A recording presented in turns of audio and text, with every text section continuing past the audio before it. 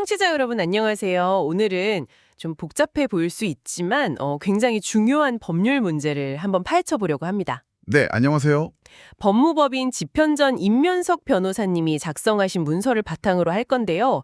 그 채무자가 파산하기 전에 설정된 가압류 있잖아요. 네네. 이게 나중에 부동산 경매 배당금이랑 엮이고 또 파산 절차까지 들어가면 와, 이게 어떻게 처리되는 걸까요? 그죠. 상당히 복잡한 문제입니다. 네, 그래서 오늘 목표는 이 복잡한 상황, 그 핵심을 저희가 명확하게 한번 짚어보는 겁니다.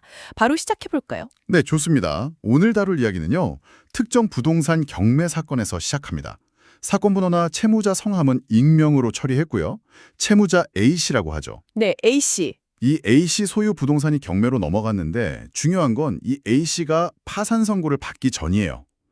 그 전에, 그러니까 2019년 9월쯤에 채권자 B씨가 그 부동산의 가압류를 먼저 설정해뒀던 거죠. 아, 파산 전에 이미 가압류가 있었군요. B씨라는 채권자가. 네.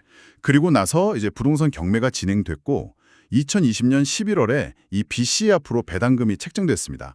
약 6,800만 원 정도요. 큰 금액이네요. 네. 그리고 이 돈이 법원에 공탁까지 됐어요. 여기서 공탁이라는 건 뭐 아시겠지만 법원 같은 곳에 돈을 잠시 맡겨두는 절차잖아요. 네네, 그렇죠. 일단 맡겨둔다. 그런데 문제는 A씨가 그 이후 2022년 1월에 파산 선고를 받았다는 겁니다.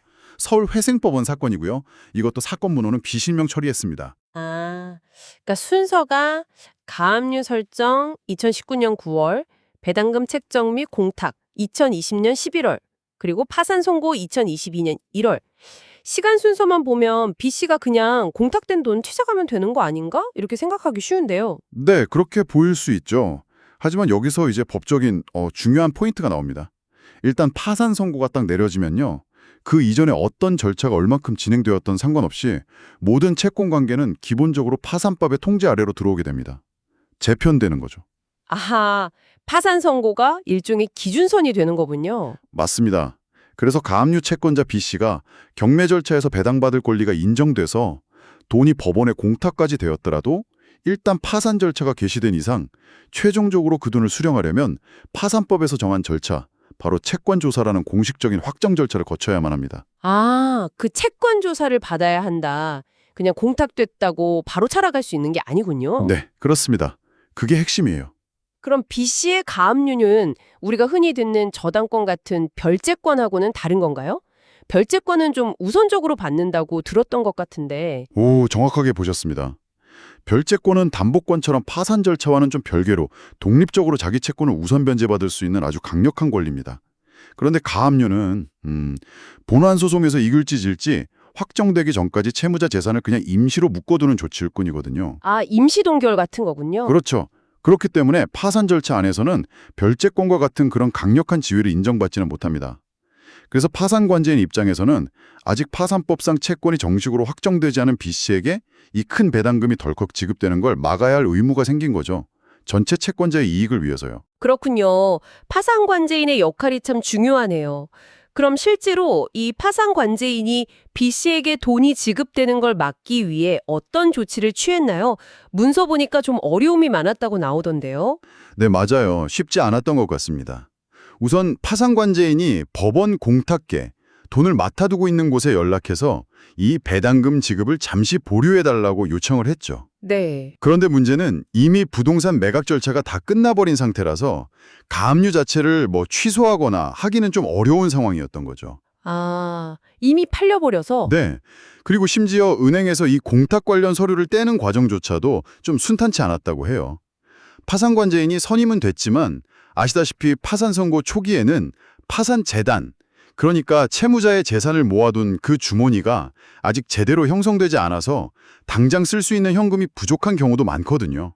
그런 현실적인 어려움도 있었다고 합니다.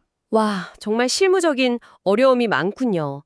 법적으로는 채권조사 절차를 거치지 않았다는 점, 이걸 핵심 근거로 삼은 거 맞죠? 네, 정확합니다.